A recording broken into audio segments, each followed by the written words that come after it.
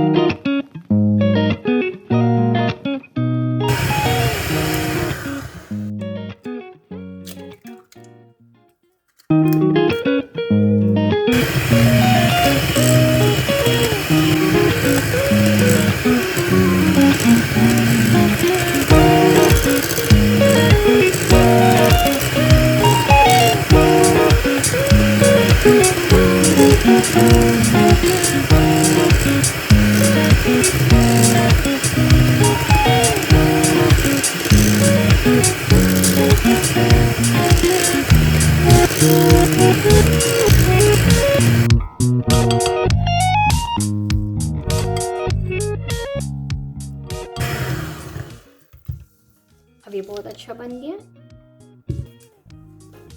अब मैं इसके अंदर मैदा डाल रही हूँ।